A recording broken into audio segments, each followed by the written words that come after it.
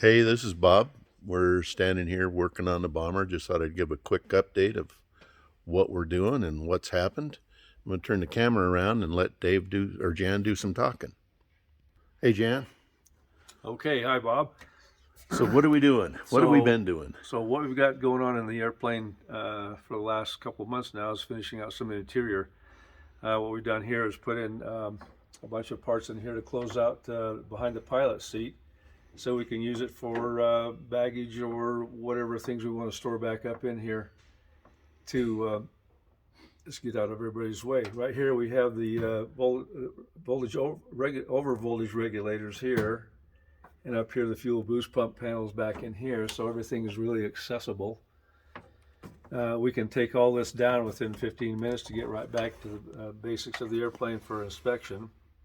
We've got a plexiglass panel here that we're going to be using to basically cover all the electrical here so that we can do a quick inspection without taking too many things apart.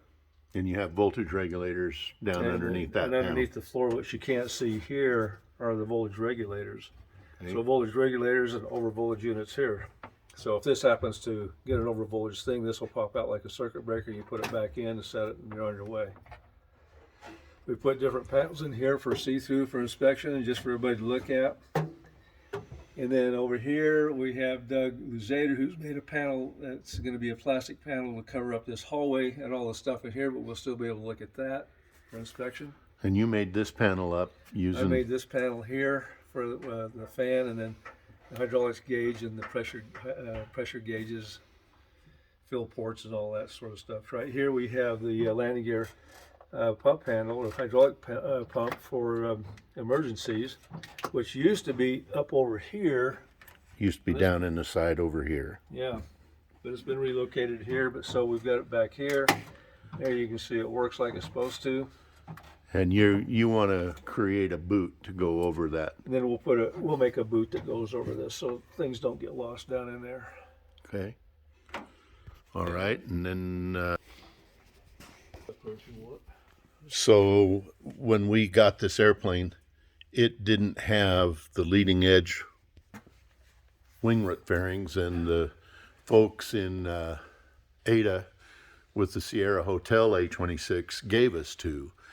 Well, they appear not to be the same, and Jan's had to do, this was underneath here, it was all cracked, and Jan and a buddy of ours that does some English wheel work created this repair panel, and then there was a big gap up in here which you can kind of see right there. So this panel covers that. Still have a little more work to do on trimming up this to make this all conform, and then this will all of these edges will get pro sealed before we paint, and the other side looks just as good. And we were working on figuring out our propeller governor, which S&T Services out of St. Brownfuls, Texas, overhauled for us. We figured out how because none of this was here when we received the airplane. And so we figured out what drives all this and how all this mechanism goes together. And that's what we're currently working on.